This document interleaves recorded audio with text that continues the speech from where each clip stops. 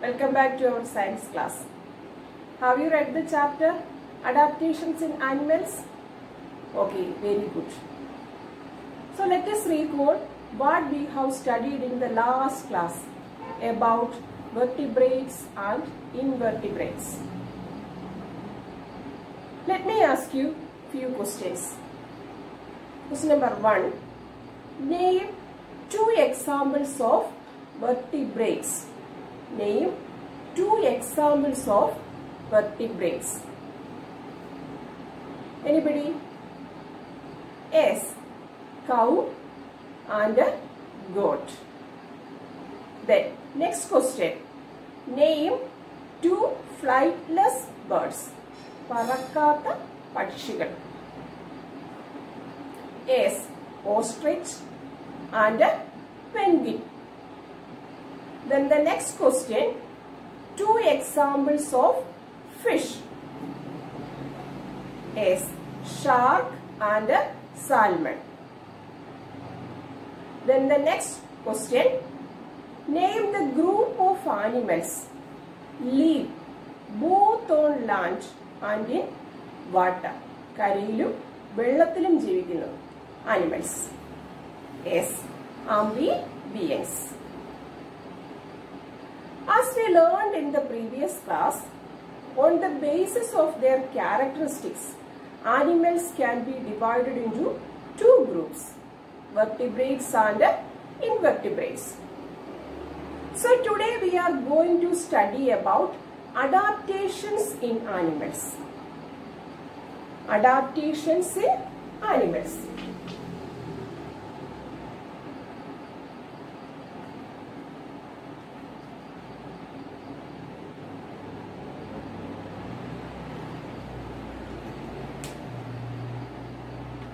In the previous chapter, adaptations in plants, we have already studied about adaptation. ADA, PTA, TIOA. Adaptation. Do you remember what is adaptation? Yes, the body features that help animals to survive in their environment are called adaptations. The body features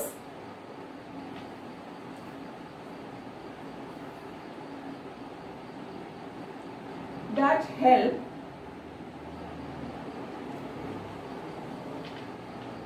animals to survive in their environment is called adaptation.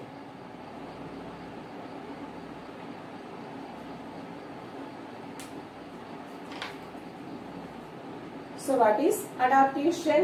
The body features that help animals to survive in their environment is called adaptation. അതായത് ആനിമൽസിന് അവയുടെ ചുറ്റുപാടുകളോട് ഇണങ്ങി ചേർന്ന് ജീവിക്കണമെങ്കിൽ അവയ്ക്ക് അവയുടെ ബോഡിക്ക് ഓരോ special ആയിട്ടുള്ള പ്രത്യേകതകൾ വേണം. എങ്കിൽ മാത്രമേ അവയ്ക്ക് അവിടെ വളരാനായിട്ട് സാധിക്കത്തുള്ളൂ. Okay. Like plants, animals also found in different parts of the earth. You know that different types of plants have a special adaptation for their survival. നമ്മൾ adaptations in plants എന്ന ചാപ്റ്ററിൽ different types of plants പഠിച്ചായിരുന്നു. അത് plants എർത്തിന്റെ പല ഭാഗങ്ങളിലും എല്ലാ ഭാഗങ്ങളിലും കാണപ്പെടുന്നു എന്നും പഠിച്ചു. ഓരോ ഭാഗങ്ങളിലും അതായത് പ്ലെയിൻസ്, മൗണ്ടൻസ് അവിടെ എല്ലാം വളരുന്നുണ്ട്. അപ്പോൾ ഓരോ സ്ഥലത്തും വളരുന്ന പ്ലാന്റ്സിന് അവയ്ക്ക് അനുയോജ്യമായ രീതിയിലുള്ള സ്പെഷ്യൽ അഡാപ്റ്റേഷൻസ് ഉണ്ട് എന്ന് നമ്മൾ പഠിച്ചായിരുന്നു. In the same way, animals living in different areas on the earth have a special adaptations for their survival. അതുപോലെ തന്നെ എർത്തിന്റെ എല്ലാ ഭാഗങ്ങളിലും വളരുന്ന ജീവിക്കുന്ന ആനിമൽസിനും അവയുടെ വളർച്ച ശരിയായ രീതിയിൽ നടക്കണമെങ്കിൽ അവയ്ക്ക് ചില പ്രത്യേക ക്യാരക്ടറിസ്റ്റിക്സ് വേണം. Animals that are able to adapt themselves in their environment survive. അപ്പോൾ ആ ചുറ്റുപാടുകളോട് ഇണങ്ങി ചേർന്ന് കഴിയാൻ ഉള്ള സാഹചര്യമുള്ള ആനിമൽസ് മാത്രമേ വളരത്തുള്ളൂ അവിടെ. Animals that cannot adapt themselves die. ആ ചുറ്റുപാടുകളിലോട് ഇണങ്ങിച്ചേരാൻ കഴിവില്ലാത്ത ആനിമൽ അവിടെ മരിച്ചുപോകും. For example dinosaur. പണ്ട് കാലത്ത് ഇവിടെ ഉണ്ടായിരുന്ന ഒരു ആനിമലായിരുന്നു ഡൈനോസർ. ഇപ്പോൾ അവ ഇവിടെ ഇല്ല. So first we will study adaptations to environment.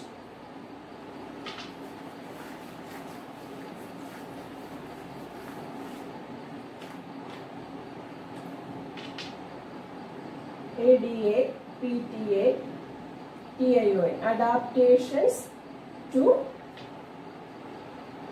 environment.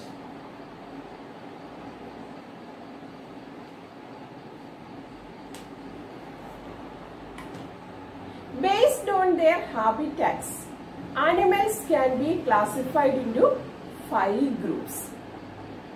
So based on their habitats, animals can be classified into 5 groups.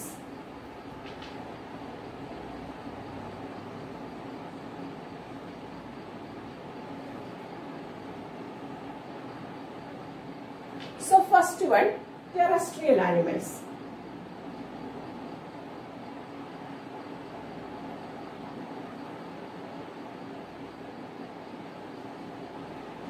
Then second one, aquatic animals.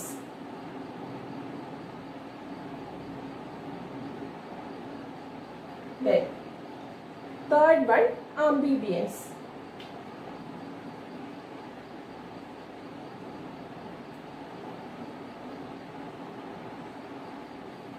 Then fourth one, arboreal. Then fifth one, aerial.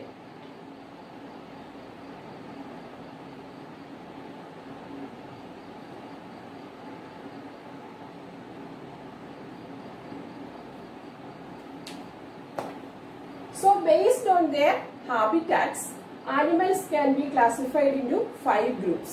Which are they? First one, terrestrial animals. Second one, aquatic animals.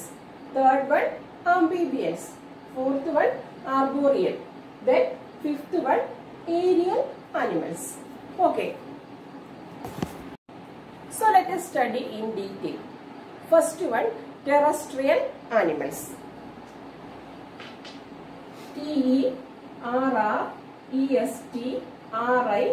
TERRESTRIAL.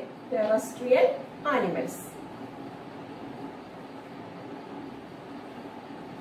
Then animals that live on land are called terrestrial animals. Animals that live on land are called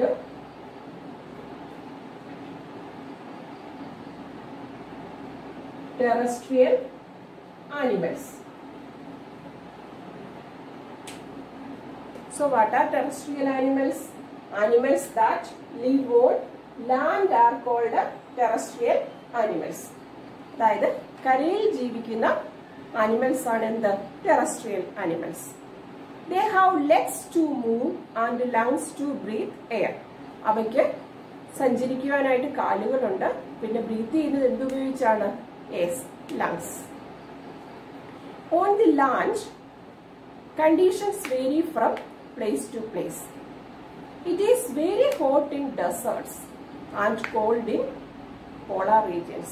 നമുക്കറിയാം ഡെസേർട്ടിൽ എന്താണ്? വളരെ ചൂട് കൂടുതലാണ്.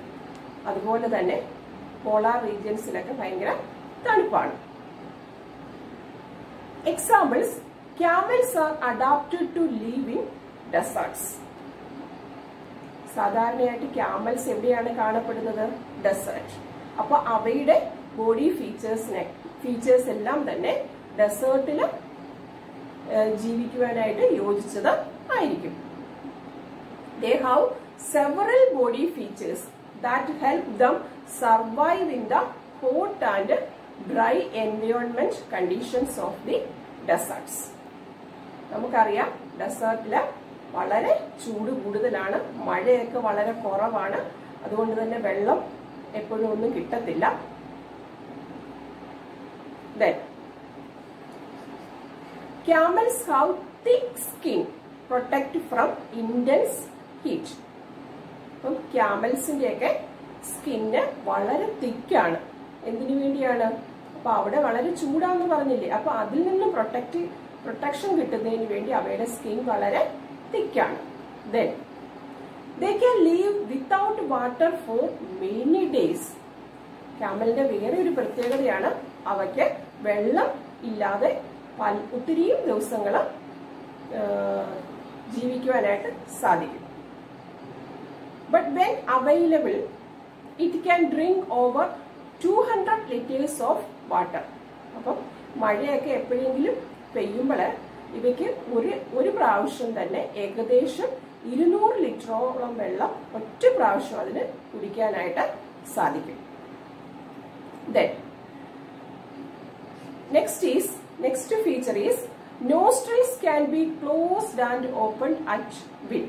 അപ്പം ഇവയുടെ nostrils അവയുടെ ഇച്ഛയ്ക്കനുസരിച്ച് open ചെയ്യാനും close ചെയ്യാനും അവയ്ക്ക് സാധിക്കും. എന്തിനു വേണ്ടിയായിരിക്കും അത്? Yes, this protects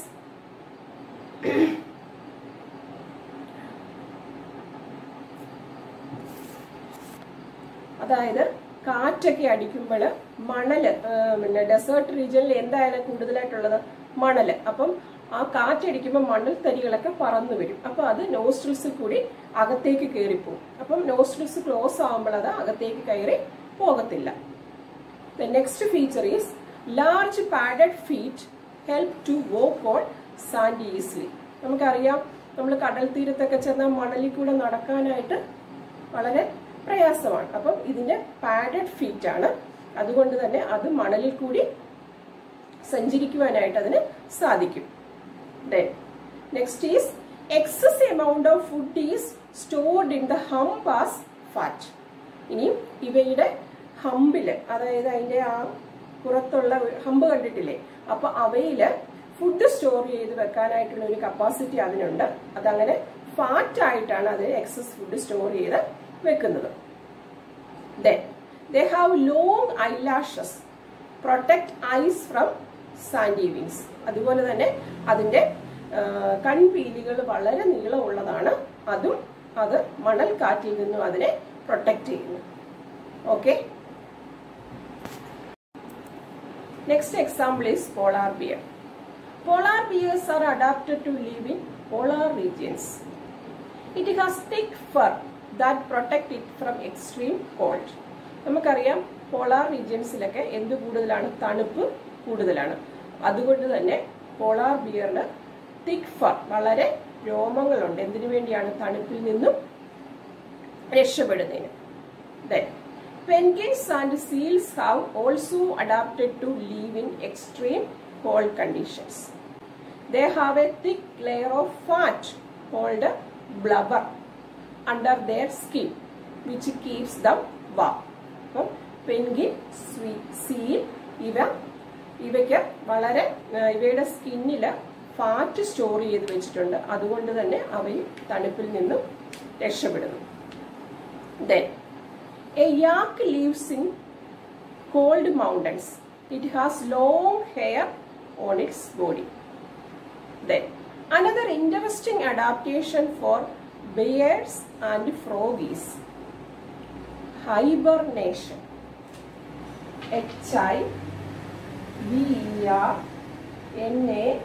HIBERNATION. So animals like bear and frog sleep for several months to protect themselves from the cold.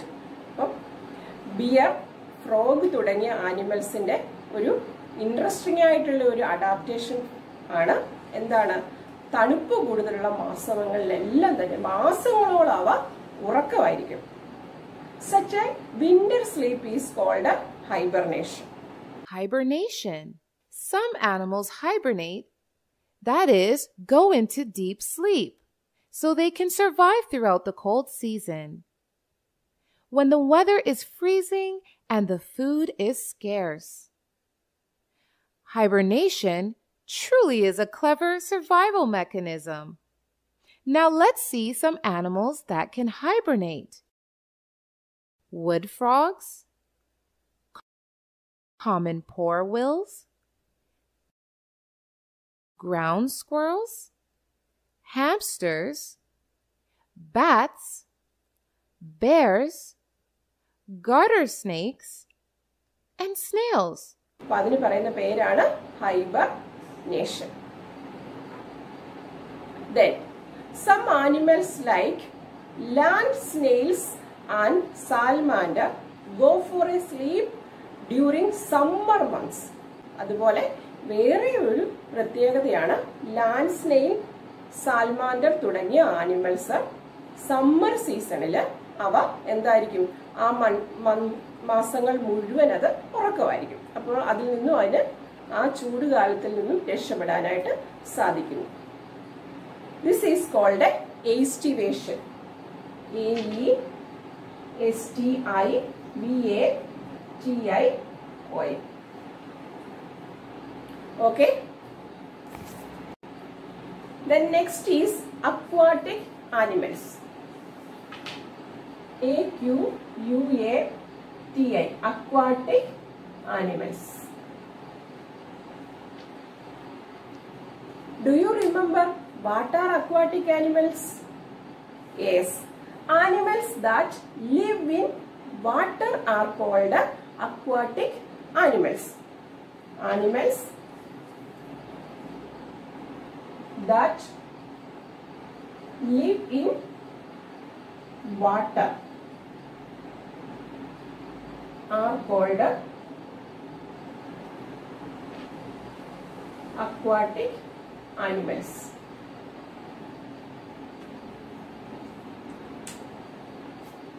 Animals that live in water are called aquatic animals. വെള്ളത്തിൽ ജീവിക്കുന്ന animals ആണ് എന്ത് aquatic animals. Example, fish, octopus, turtle, crab, etc. They have gills for breathing in water. അപ്പോൾ അവയ്ക്ക് ശ്വസിക്കാനായിട്ട് എന്തുണ്ട്? Yes, gills. How does they swim in water? Yes, they have fins or paddle-like feet. With the help of fins or paddle-like feet, they swim in water. Okay. So let us conclude. Today we have learned about adaptations and classification of animals based on their habitats. The body features that help animals to survive in the environment are called adaptations. Then, based on their habitats, animals can be classified as terrestrial, aquatic, amphibian, arboreal, and aerial. Animals that live on land are called terrestrial animals, and animals that live in water are called aquatic animals. So read the chapter 3 times and learn the adaptations of camel that help them to live in hot desert. Learn the adaptations of camel that help them to live in hot desert. We can learn about amphibians, arboreal animals and aerial animals in the next class. Okay, thank you.